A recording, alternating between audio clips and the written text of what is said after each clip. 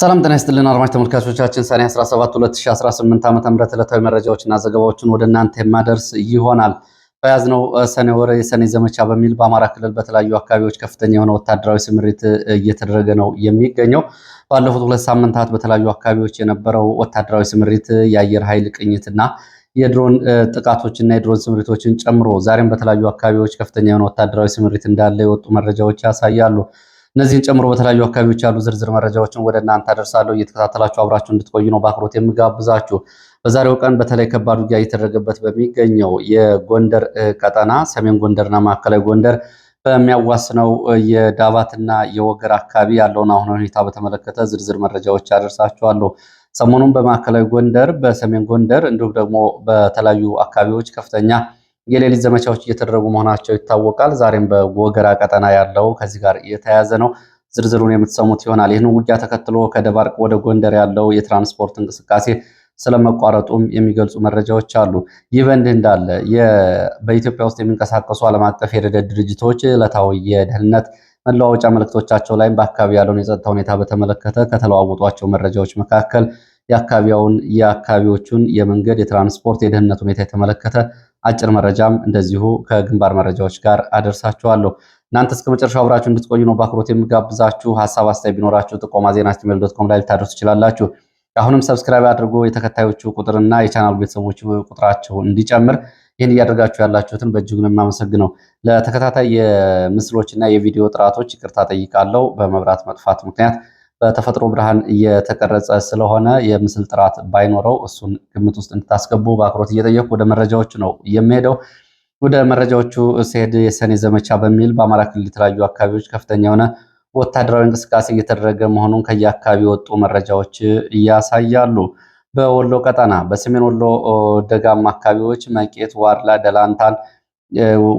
ደላንታ፣ ዳውንትና አካባቢውን ጨምሮ የደቡብ ወሎና የሰሜን ወሎ አዋሳኝ እንዲሁም ላስታና ግዳን ጨምሮ ከፍተኛ ወታደራዊ ስምሪት ነው ያለው ከባለፉት 5 ቀናት ጀምሮ።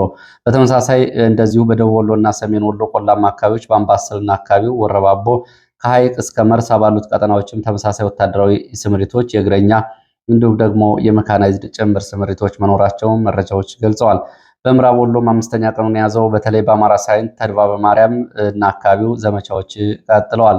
በተመሳሳይ በጎጃም ቀጠና በደጋዳሞት ቀጠና ደጋዳሞትን ማዕከል አድርጎ በተለያዩ አካባቢዎች እንደዚሁ ተከታታይ ዘመቻዎች ቀጥለዋል። 4ኛ ቀኑን የያዘ ከሞጣ እስከ ደጋዳሞት ዘመቻ አለ። ቀደም ብሎ ከሞጣና ከደጋዳሞት መካከል በሚገኙት በአዴት፣ ጎንጂ፣ ቆለላ፣ ዋሸራ አካባቢ ወደ አስቶሬ እንዲሁም ደግሞ በደጋማው ደባይ ጥላትን አካባቢ ጨምሮ ከፍተኛ ወታደራዊ ስምሪቶች መኖራቸው ይታወቃል። በዋሸራ በኩል የነበረው የመከላከያ አድማ ብተናና ሚሊሻ ኃይል ዛሬ ወደ ደጋዳሞት ሲወጣ ጠጠር ማርያም ተብሎ በሚጠራ ቦታ ለሰዓታት የቆየ ውጊያ መደረጉም ተገልጿል። በዚሁ በደጋዳሞት ቀጠና በቋሪትና ደጋዳሞት አዋሳኝ በሆኑ አካባቢዎች ከገነት አቦ አካባቢ ተጨማሪ ዘመቻዎች እየተደረጉ ነው። ወደ ሐሙስ ገበያ፣ ነጭ ውሃና አካባቢው የሞርተር የዲሽቃ ድብደባዎችም ተደርገዋል። በዚህ የደረሰው ጉዳት አልታወቀም። በሌላ በኩል በሰከላ ቀጠና እንደዚሁ በሰከላ ወረዳ በሚገኙ የተለያዩ አካባቢዎች በሞርተር በዲሽቃ የታገዙ የእግረኛ ዘመቻና ስምሪቶች እየተደረጉ ነው የሚገኙት። ይህ በእንዲህ እንዳለ በጎንደር ቀጠና በማዕከላዊ ጎንደር ደንቢያና አካባቢው ከጎንደር ከተማ በስተምስራቅ ወደ በለሳ ቀጠናዎች፣ በስተደቡብ የደንቢያና የጣና አካባቢዎች እንዲሁም በስተምዕራብ በሚገኙ የጭልጋና አካባቢው፣ በስተሰሜን የወገራና የዳባት አካባቢዎችም ከፍተኛ ወታደራዊ ስምሪት ነው እየተደረገ የሚገኘው። በሰሜን ጎንደርና ማዕከላዊ ጎንደር አዋሳኝ ባሉት የወገራና የዳባት አካባቢዎች ዛሬም አፍላ ውጊያ እየተደረገ እንደሆነ ከአካባቢ የወጡ መረጃዎች ገልጸዋል። በሌላ ቀጠና በጉና ቀጠና በደብረታቦር ቀጠና በታች ጋይንት፣ ላይ ጋይንት፣ ስማዳ፣ እስቴ፣ ጉና በጌምድርና አካባቢው የድሮን አሳዎችን ጨምሮ መጠነ ሰፊ የእግረኛ ዘመቻ ነው ያለው። በስቴ ገጠራማ አካባቢዎች ለተከታታይ 4 ቀናት የእግረኛ ስምሪት እየተደረገ ይገኛል። ዛሬም በአካባቢው ውጊያ እንደነበር የወጡ መረጃዎች ገልጸዋል። በአማራ ክልል ክረምቱ ከመግባቱ በፊት በሚል በተለያዩ አካባቢዎች እየተደረገ ያለው የሰኔ ዘመቻ በሸዋ ቆላማ አካባቢዎችም በተመሳሳይ በይፋትና በመራቤቴ ትይዩ ባሉ አካባቢዎችም እንደቀጠለ እንደሆነ መረጃዎች ገልጸዋል።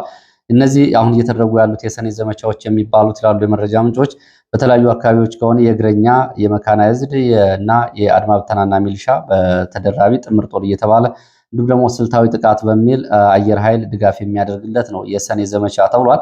በዚህ የሰኔ ዘመቻ በዋናነት የኩታ ገጠም እና ግንባሮችን አስፍቶ የሌሊት ዘመቻዎችን ማድረግ ነው። በ4 በ3 እንዲሁም ደግሞ አነስ ሲል በሁለት ግንባሮች ኩታገጠምና አዋሳኝ የሚገኙ ወረዳዎችንና አካባቢዎችን መሰረት ያደረገ ዘመቻ እንዲደረግ ነው የታዘዘው።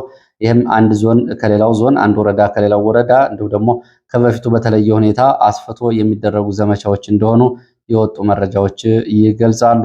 ይሄ እንግዲህ አልፎ አልፎ ስልታዊ ጥቃት በሚልም የአየር ጥቃት ለእግረኛ ሽፋን እየሰጠ እንደሆነ ሰሞኑን በተለያዩ አካባቢዎች ያሉ መረጃዎች ያሳያሉ። እስኪ ዛሬ ውሎ መረጃዎችን እንመልከታቸው። በአማራ ሳይንት በምዕራብ ወሎ በደቡብ ወሎ ምዕራብ ወረዳዎች በሚባሉት አማራ ሳይንት ተድባበ ማርያም እስከ ተሮ ተብሎ የሚጠራው ስልታዊ በሚባለው ቦታ ዛሬም ለሶስተኛ ቀን የቀጠለ ዘመቻ እየተደረገ ነው የሚገኘው። በተለይ ተሮ እስከ ተድባበ ማርያም ባለው ስልታዊ ቀጠና በእግረኛ በመካናይዝድ የታገዘ ውጊያ ነው እየተደረገ ያለው። የደረሰው ጉዳት በዝርዝር አልታወቀም። ወደ ራያና አካባቢው ስንሄድ በራያ አላማጣ እና ከመቀሌ አካባቢ በአጠቃላይ የወጡ መረጃዎችን በአጭሩ ወደ እናንተ አደርሳለሁ። ወደ ግንባር መረጃዎች እመለሳለሁ። በራያ አላማጣና መቀሌ የሚወጡ መረጃዎች በተለይ ወታደራዊና የጸጥታ እንቅስቃሴው ከወትሮ በተለየ ሁኔታ መጨመሩን የሚያሳዩ ናቸው። በራያ አላማጣ አካባቢ የህወሓት ታጣቂዎች አልባሳት የለበሱ ሌሎች ታጣቂዎች በደረታቸው ላይ ደግሞ የአፋር ክልላዊ የሰንደቅ ዓላማ አርማ ያለበትን አልባሳት የለበሱ ታጣቂዎች በአላማጣ አካባቢ በብዛት ይታያሉ ተብሏል። ይህም በህወሓት የሚደገፉ የአፋር ታጣቂዎች ስለመሆናቸው መረጃ ምንጮቹ ይገልጻሉ። ዛሬ ካለማጣ ወደ ራያ መሆኒ ከበርካታ ታጣቂዎች የእግረኛ እንቅስቃሴ እያደረጉ እንደነበረም የወጡ መረጃዎች ይገልጻሉ። ከህወሓት የእግረኛ እንቅስቃሴ ባሻገር በተጨማሪ ትላንትና ሌሊት የተንቀሳቀሱ 3 መድፎች አለማጣ ከተማ አቅራቢያ አየር ማረፊያ ተብሎ የሚጠራ ትምህርት ቤት ውስጥ ቅጠል ለብሰው እንዲቀመጡ መደረጋቸውን መረጃ ምንጮች ገልጸዋል። ከነዚህ ከ3ቱ መድፎች አንደኛው መድፍ ሰሌን ውሃ ተብሎ እንደሚጠራው የራያ አለማጣና የራያ ቆቦ አዋሳኝ አካባቢ እንዲንቀሳቀስ ስለመደረጉም ከሰዓት የወጡ መረጃዎች ገልጸዋል። በሌላ በኩል በትግራይ እየተደረገ ያለው ወታደራዊ የግዳጅ አፈሳ ተጠናክሮ ቀጥሏል። ይህንን በተመለከተ ሁማን ራይትስ ዎች ጨምሮ ዓለም አቀፍ ተቋማት በዚህ ጉዳይ ላይ ጥሪ እያቀረቡ ቢሆንም ዛሬም በመቀሌ ከተማ በተለያዩ አካባቢዎች ወታደራዊ አፈሳና ግዳጅ ሲደረግ ነው የዋለው። የእንጨት ገበያ ተብሎ በሚጠራው የመቀሌ ከተማ በርካታ የጉልበት ሰራተኞች በታጣቂዎች ታፍሰው ስለመወሰዳቸውና ወደ ካምፖች ስለመጓዛቸው የወጡ መረጃዎች ይገልጻሉ።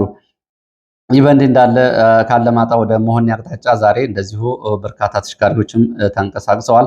ፓትሮሎች ወታደሮችን ጭነው የህወሓት ታጣቂዎችን ስለመንቀሳቀሳቸው ተገልጿል። አለማጣ በሌሊት እንግዲህ በጭነት የተራገፉ ወታደራዊ ጦር መሳሪያዎች ወደ የግንባሩ እየተሰራጩ ስለመሆናቸው ነው መረጃዎቹ የሚገልጹት። የትግራይ መረጃ በዚሁ ባለበት ሲቀጥል ጻድቃንና ጀነራል ጆን መድድ ሁለቱም የህወሓት የጦር አዛዦች የነበሩ ናቸው። አንዱ አሁንም የጦር አዛዥ ነው። አሁን አፍላ ሰራዊት እየመራ ይገኛል።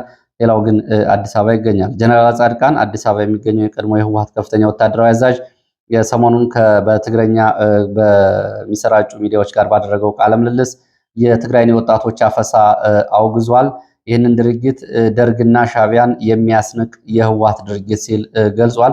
ጀነራሉ በሰጠው ቃለ መጠይቅ በትግራይ ያለው የፖለቲካ አመራር ህዝቡንም በመጠቀም ስልጣኑን ለማስቀጠል እየሞከረ ነው ሲል የነ ደብረጽዮን ቡድን ላይ ትችት ሰንዝሯል። በተጨማሪም ደርግም እስካልቀጠለ ድረስ የነ ደብረጽዮን ቡድንም በዚህ ሁኔታ ሊቀጥል የሚችልበት ፍጹም እድል የለውም ሲል ጀነራል ጻድቃን በርካታ ጉዳዮችን አንስቷል። እንግዲህ ጀነራል ጻድቃን ለህወሓት ለሁለት ሲሰነጠቅ በጌታቸው ረዳ የሚመራው የፖለቲካ ቡድን ወደ አዲስ አበባ ሲመጣ አብሮ ከመጣው ወታደራዊ ቡድን ውስጥ ይገኝበታል።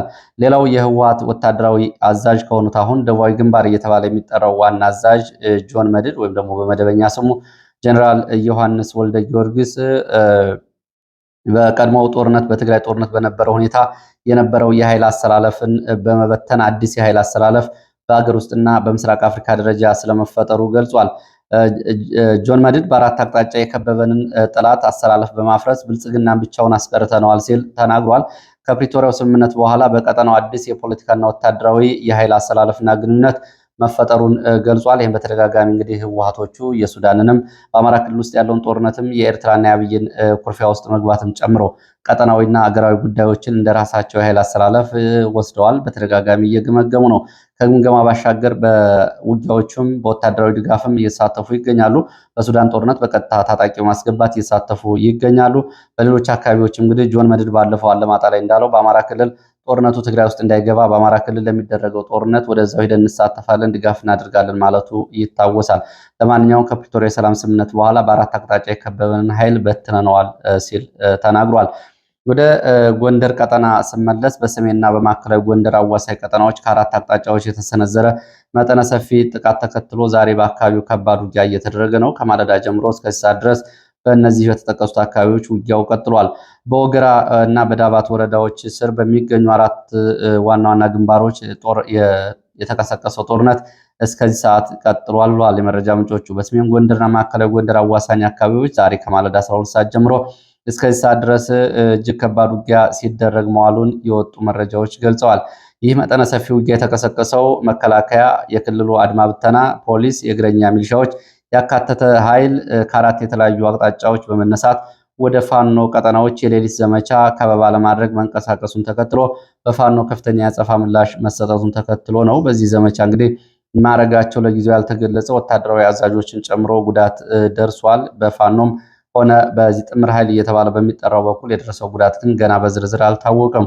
ውጊያው በከፍተኛ ሁኔታ እየተካሄደባቸው ያሉት አራቱ ዋና ዋና ግንባሮች እንደ መረጃ ምንጮች የገደብዬ ግንባር ከገደብዬ ከተማ ተነስቶ ወደ ፋኖ ቀጠናዎች እንቅስቃሴ ካደረገ ኃይል አንደኛው ግንባር ሚጦ ተብሎ በሚጠራ ግንባር ሚጦ ተብሎ በሚጠራው የገጠር ቀበሌ በኩል ከተሰማራና ከገባ እግረኛ ጋር የጥዋ አገር ተብሎ በሚጠራው ግንባር በኩል ከገባ የመከላከያ አድማ ብተናና ሚሊሻ ጋር እንዲሁም ደግሞ የጩል ፎንስ ተብሎ በሚጠራ አካባቢ ከተንቀሳቀሰ ኃይል ጋር በአራት አቅጣጫ በሌሊት ከበባ ለማድረግ እንዲሁም ደግሞ የፋኖ ቀጠናዎች ለመቆጣጠር መንቀሳቀሱን ተከትሎ ነው። በእነዚህ አራት አቅጣጫዎች ወደ ፋኖ ቀጠናዎች የዘለቀ ኃይል ጋር በአካባቢው የሚንቀሳቀሱ ፋኖ አባላት ለተከታታይ ሰዓታት ውጊያ እያደረጉ ነው የሚገኘው። አሁንም የከባድ መሳሪያ ድምፅ ይሰማል። ስለደረሰው ጉዳት ግን በውልና በዝርዝር እየታወቀ ጉዳይ የለም። ወደ ደቡብ ጎንደር ጉና ቀጠና ስንመጣ በጉና ቀጠናም በተመሳሳይ በአንዳቤት በስቴ ማለት ነው አንዳቤት ወረዳ የቀድሞ ስቴ አንዱ አካል የነበረ ነው። በዚሁ ቀጠናም እንደዚሁ በመካነ ስላሴ፣ ውቤ ከተማ፣ ጉልት፣ አፋፍ፣ ጎምለል፣ ወሰንጃ፣ ወይበኝ እንዲሁም ደግሞ በቤተ ማርያም ተብሎ በሚጠሩት አካባቢዎች ማማ ግርጌ አካባቢዎች ከፍተኛ ዘመቻ ሲደረግ ነው እየዋለው። ከፍተኛ የእግረኛ እንቅስቃሴ መደረጉን ተከትሎ ፋኖም በሚያውቃቸው ስልታዊ ቀጠናዎች የከበባ የቆረጣ እንዲሁም ደግሞ የደፈጣ ጥቃቶችን በመፈጸም ወደ አካባቢው የገባ የመከላከያ መካናይዝድ እግረኛ እንዲሁም ደግሞ የአድማ ብተናና የሚሊሻ ኃይል ወደኋላ እንዲመለስ ስለመደረጉ ነው። በዚህ ቀጠና የጨበጣ ውጊያም ስለመደረጉ የመረጃ ምንጮች ገልጸዋል። በፋኖም በኩል ሆነ በመከላከያና አድማ ብተና የደረሰው ዝርዝር ጉዳት ግን በውል አልታወቀም። በንጹሐን ላይ ጉዳት ደርሷል። ወደ አካባቢ የተንቀሳቀሰ የፋኖ ደጋፊ ናቸው በሚል የአካባቢው አርሶ አደሮች ትጥቅ እንዲፈቱ እንዲሁም ደግሞ ንብረትና ሞተር ብስክሌቶችን ጨምሮ እንዲቃጠሉ ባጃጆችም እንዲወረሱ ስለመደረጉ የወጡ መረጃዎች ገልጸዋል። ወደ አለማጣ ሌላ ተጨማሪ መረጃ ላድርስና ወደ ዝርዝር መረጃዎቹ እቀጥላለሁ። በአለማጣ ከተማ 06 ተብሎ የሚጠራው አካባቢ ብዛት ያላቸው የህወሓት ታጣቂዎች ለወታደራዊ ዝግጅት እንቅስቃሴ ለግንባር ውጊያ ዝግጅት እያደረጉ ነው የሚገኙት። አካፋ፣ መቆፈሪያ፣ መድኃኒቶችን፣ ባንዴጅና ሌሎችን ቁሳቁሶች ይዘው አዲቦር ተብሎ ወደሚጠራው አቅጣጫ ከሰዓት በኋላ አመሻሹን እንቅስቃሴ እንዲያደርጉ ትዕዛዝ ተሰጥቷቸዋል። እንግዲህ እዚህ 06 ተብሎ ከሚጠራ አለማጣ ከተማ አካባቢ ወደ አዲቦር የተንቀሳቀሱት አካፋ፣ ዶማ ይዘው እና የውጊያ መሳሪያዎችን ይዘው ነው። ይህ እንግዲህ አፍላ ውጊያ ለመግባት ከሚያዙ ቁሳቁሶች መካከል መረዳት የሚቻለው ያው ውጊያ ለመግባት እየተደረገ ያለውን እንቅስቃሴ ነው። መድኃኒቶችን ጨምሮ ይዘዋል። በተባበሩ መንግስታት ድርጅት በአማራ ክልል ያለውን የጉዞ ሁኔታ በተመለከተ ካወጣቸው የውስጥ መረጃዎች መካከል በማዕከላዊ እና ደቡብ ጎንደር ዞኖች በተሽከርካሪዎች ላይ ተከታታይ ጥቃቶች እና ዘረፋዎች መፈጸማቸውን አስታውቋል።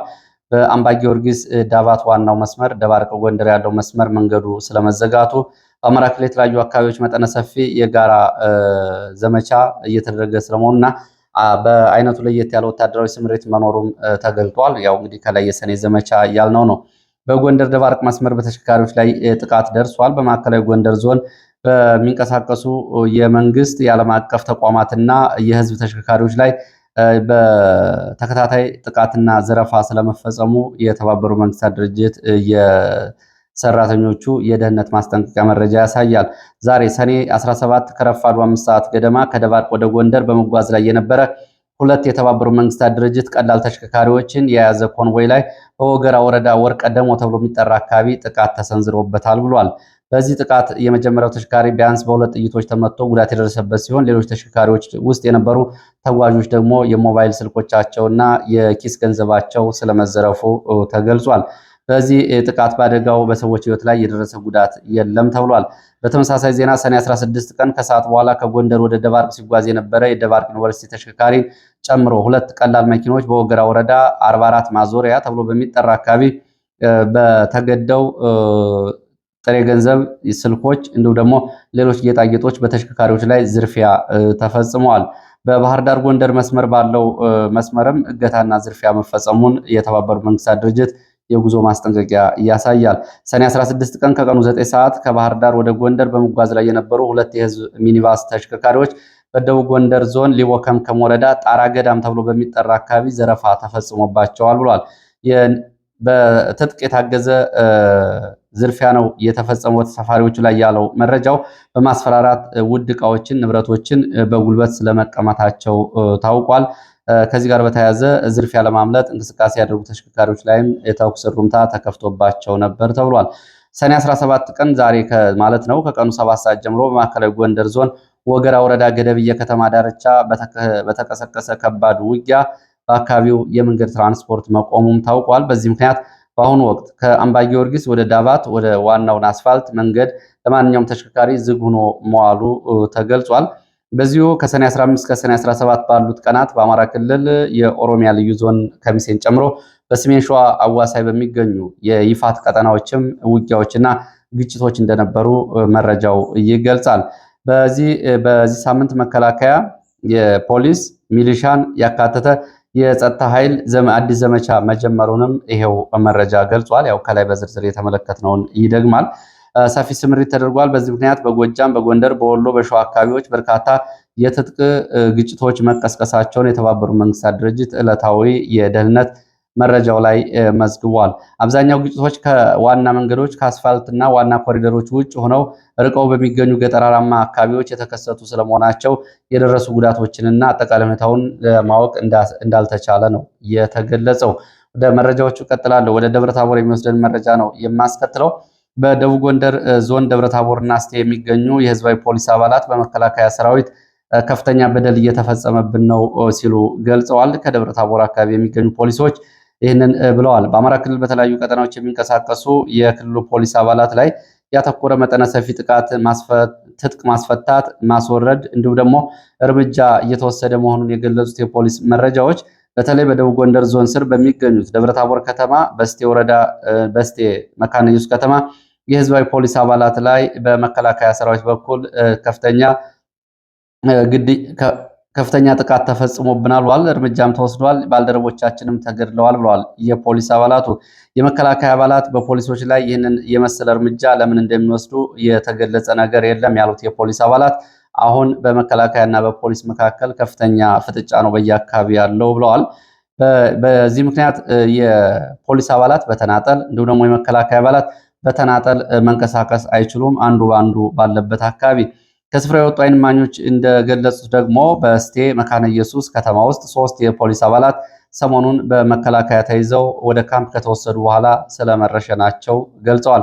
በተመሳሳይ ሁኔታ ደብረታቦር ከተማ ውስጥ ቁጥራቸው በውል ያልታወቀ በርካታ የፖሊስ አባላት በመከላከያ ትጥቅ እንዲያወርዱ ስለመደረጉ እና በቁጥጥር ስር እንዲውሉ ስለመደረጋቸውም ሌሎች የመረጃ ምንጮች ገልጸዋል። ከፖሊስ ባሻገር ይህንን በተመለከተ የአካባቢ የፖሊስ አዛዥ ኮማንደር ያለውን በተደጋጋሚ ከመከላከያ የሚደርስብንን ጥቃት እንዲያስቆም ጠይቀነው ነበር፣ ከአቅሜ በላይ ነው የሚል ምላሽ ሰጥቶናል። ከዚህ በኋላ እኛም ታጥቀናል፣ እነሱም ታጥቀዋል፣ በዚህ ሁኔታ አንቀጥልም ነው የሚሉት የፖሊስ አባላት። ፖሊስ አባላት ላይ የተጀመረው ይህ እርምጃ በክልሉ ጸጥታ መዋቅር ውስጥ እንግዲህ አዲስ ውጥረት እየፈጠረ መሆኑን የመረጃ ምንጮች ገልጸዋል። በምስራቅ ጎጃም ዞን ሞጣ ቀጠና በተለያዩ ግዳጅና ስምሪት ላይ የነበሩ የሚሊሻ የአድማ ብተናና የመከላከያ አባላት ወደ ፋኖ ስለመቀላቀላቸው የወጡ መረጃዎች ገልጸዋል። ዛሬ ሰኔ 17 2018 ዓ.ም 5 የመከላከያ አባላት፣ 3 የሚሊሻ አባላት ከነሙሉ ትጥቃቸው ወደ ፋኖ መቀላቀላቸውን የመረጃ ምንጮች ገልጸዋል። ፋኖን የተቀላቀሉት የመከላከያ የሚሊሻና የአድማ ብተና አባላት በፋኖ አቀባበል ስለመደረጉ የወጡ መረጃዎች ገልጸዋል። ግንቦት ወር ባለፈው ግንቦት ወር ጨምሮ እስካሁን ድረስ በዚህ ቀጠና 37 የሚደርሱ የሚሊሻ የመከላከያ አባላት ወደ ፋኖ ከነትጥቃቸው መቀላቀላቸውን መረጃዎቹ ጠቁመዋል። በሰሞኑ ተከታታይ መረጃ እያደረስን ያለበት የደራ ቀጠና በሸዋ እንዴት ውሎ ይሆን የሚለውን ስንመለከት በደራ ቀጠና እንግዲህ ከሁለት እዝ በላይ በብዙ ሺህ የሚቆጠር የሸኔ ታጣቂ ከገባ በኋላ ከ45 በላይ ሲቪሊያን ተገድለዋል። በርካታ ቀበሌዎች የሚገኙ የግለሰብ ንብረቶች ተዘርፈዋል። በርካታ ሰዎች ታግተው ተወስደዋል። በመቶዎች የሚቆጠሩ የቀንድ ከብቶችም ተነድተዋል። በደራ ቀጠና የሚደርሱ መረጃዎች እንግዲህ ዛሬ ያለው የአካባቢ ጸጥታ ሁኔታ አሳሳቢ መሆኑን ነው የሚገልጹት። ከሰላሌ አቅጣጫ የተሰባሰቡ በርካታ የኦነግ ሸኔ ታጣቂዎች ወዶ ተብሎ በሚጠራው አካባቢ በኩል ወደ ደራ እየገቡ እንቅስቃሴ ለመግባት ዝግጅት እያደረጉና ከአመሻሹን እንቅስቃሴ መጀመራቸውን መረጃዎች ገልጸዋል። በተለይ ሰለልኩላ ጫካ፣ ወሬ መነዩ ተብሎ የሚጠሩት አካባቢዎችን ኢላማ ያደረገ የታጣቂዎች እንቅስቃሴ ነው ከሰላሌ አቅጣጫ እየታየ ያለው። በቅርብ ጊዜ በደራና በአካባቢው የታጣቂ ቡድኖች እንቅስቃሴ፣ የመንገድ ቁጥጥር፣ በገጠር አካባቢዎች የሚታዩ የጸጥታ ስጋቶች መጨመራቸው ይታወቃል። አሁን ሁኔታውን በተመለከተ ዛሬ በደራ ያለው ዛሬ በሸዋ ደራ የተለያዩ አዋሳኝ ቀጠናዎች ከፍተኛ የሆነ የተኩስ ልውውጥ የተደረገባቸው ውጊያ የተደረገባቸው እንዲሁም ከሰዓት በኋላ ደግሞ አዳዲስ ስምሪት የተደረገባቸው ቦታዎች እንዳሉ ታውቋል። ጩካ ከተማ ወሰርቢ ተብሎ የሚጠራው አካባቢ ከማለዳ ጀምሮ እስከ ረፋት ድረስ ተኩስ ነበር። በዚህ ተኩስ በአካባቢው አርሶ አደሮች በሸኔ ታጣቂዎች ጋር ባደረጉት ውጊያ ጉዳት ደርሷል። የጉዳቱ መጠን አልታወቀም። ሰለልኩላ ቀጠና እንደዚሁ የሸኔ ታጣቂዎች ስለመግባታቸው መረጃዎቹ ገልጸዋል። የኦነግ ሸኔ ታጣቂዎች በተለያዩ አቅጣጫዎች ሰርገው እየገቡ መሆናቸውን የገለጹት የዓይን ምስክሮች በተለይ ኩሳዬ፣ ለቡ፣ በሱባ ተብሎ በሚጠሩት አካባቢዎች ጠዋት ከገቡ የሸኔ ታጣቂዎች ጋር በየአካባቢው የተኩስ ልውውጥና ውጊያ ሲደረግ እንደነበር የመረጃ ምንጮች ገልጸዋል። ከዚህ በተጨማሪም ታጣቂዎቹ በአሁኑ ሰዓት በሱባ፣ በአልፋ፣ በሰቃ፣ ጎለልቻ፣ ጎሎም ተብሎ በሚጠሩት አካባቢዎች ስምሪቶች እንዳሏቸው ታውቋል። ያለው የጸጥታ ስጋት ይበልጥ ያሳሰባቸው የአካባቢ ነዋሪዎች እንደገለጹት በአሁኑ ሰዓት የኦነግ ሸኔ ታጣቂ ኃይል በወግድን፣ በአልፋ፣ በሱባ፣ በአርዝፋ ተብሎ የሚጠሩት አካባቢዎች ተኩስ እያሰሙ በአካባቢው ያሉ መንገዶችን ተቆጣጥረው ይገኛሉ ብለዋል። ከሰላሌ ተጨማሪ የሸኔ ታጣቂዎች ወደዚህ አካባቢ መንቀሳቀሳቸውን ተከትሎ አሁንም በአካባቢው ከፍተኛ ስጋት እንዳለ የመረጃ ምንጮች ገልጸዋል። ወደ ጎረቤት ሱዳን ስንሄድ ከዚህ ከኢትዮጵያ ጋር በተያያዘው በሱዳን ቀጠና ያለው የውሎ መረጃ በሱዳን ብሉናይል ግዛት ወይም ደግሞ ጥቁር አባይ ተብሎ በሚጠራው አካባቢ የአርኤስኤፍ ፈጥኖ ደራሽ ኃይሉ ወታደራዊ የግንባር አዛዥ ጥሎ መውጣቱ ነው የተሰማው። ይሄ የከዳው ወታደራዊ አመራር በሰራዊቱ የተፈጸሙ ጥሰቶችን በመጥቀስ ይቅርታ የጠየቀ ሲሆን ካሁን በኋላ ከአልቡራን ጦር እንደሚቀላቀልም ገልጿል። በአርኤስኤፍ መሪ ጀነራል መሐመድ ደጋሎ በኩል ከኢትዮጵያና ከቻድ አዲስ ታጣቂዎችን በማንቀሳቀስ ግንባሩን ለማጠናከርና ብሉናይል ግዛትን ለመቆጣጠር እቅድ እንዳለው ይሄ ወታደራዊ አዛዥ ገልጿል። በሱዳን የእርስ በርስ ጦርነት በትልልቅ ወታደራዊ ግጭቶች ውስጥ የሚገኘው የጥቁር አባይ ግዛት የደፈጣ የፈጥኖ ደራሽ ኃይሉ ዋና አዛዥ እንግዲህ መዋቅሩን ሙሉ በሙሉ ጥሎ መውጣቱን በአካባቢው በሚኖረው የመሐመድ ደጋሎ ጦር ላይ ከፍተኛ የስነ ልቦና ጫና ሊያሳርፍ ይችላል ነው የተባለው። ይሄ ከአርኤስኤፍ ከርቶ የወጣው ከፍተኛ ወታደራዊ አዛዥ ዳይፊህ አላህ አደም የተባለ ሲሆን መዋቅሩን ጥሎ ከወጣ በኋላ በሰራዊቱ የተፈጸሙትን መጠነ ሰፊ ጥሰቶችን፣ በደሎችን በመጥቀስ በይፋ ይቅርታ ሲጠይቅ አዛዡ አክሎም በሁሉም ግንባር የሚገኘው የፈጥኖ ደራሽ ኃይሉ ተዋጊዎች ከዚህ ድርጊታቸው ተቆጥበው ትጥቃቸውን በመፍታት ወደ ሱዳን መደበኛ ጦር እንዲቀላቀሉ ጥሪ ያደረገ እንደሆነ ታውቋል። ይህ የግንባር ዋና አዛዥ ዳይፍ አላህ አደም መዋቅሩን ጥሎ መውጣቱን ተከትሎ ከሱዳን መደበኛ ጦር ከፍተኛ ወታደራዊ ሚስጥሮችን ያጋራ ሲሆን በዚህ በቀጠና ያሉትን የመሐመድ ደጋሎን ወታደራዊ እቅዶችና ከቻድ ከኢትዮጵያ ጋር ያለውን አጠቃላይ ሁኔታ በተመለከተ ዝርዝር ማብራሪያዎችን ለሚዲያዎች ሰጥቷል። ይህ እንግዲህ በአንድ ወር ውስጥ 8ኛው ወታደራዊ አዛዥ ነው የሚሆነው ከአርኤስኤፍ እየወጡ ከሚገኙት። የሱዳን መከላከያ ሰራዊት በኢትዮጵያ ድንበር አቅራቢያ በሚገኘው በብሉናይል ግዛት ወይም ደግሞ ጥቁር አባይ ግዛት ጌሳን ተብሎ የሚጠራው አካባቢ ሰፊ ወታደራዊ ዘመቻ እያደረገ ሲሆን የሱዳን 4ኛ ክፍለ ጦር ብርጌድ 13 ወደዚህ ቀጠና አሁንም እንቅስቃሴ እያደረገ እንደሆነ ታውቋል።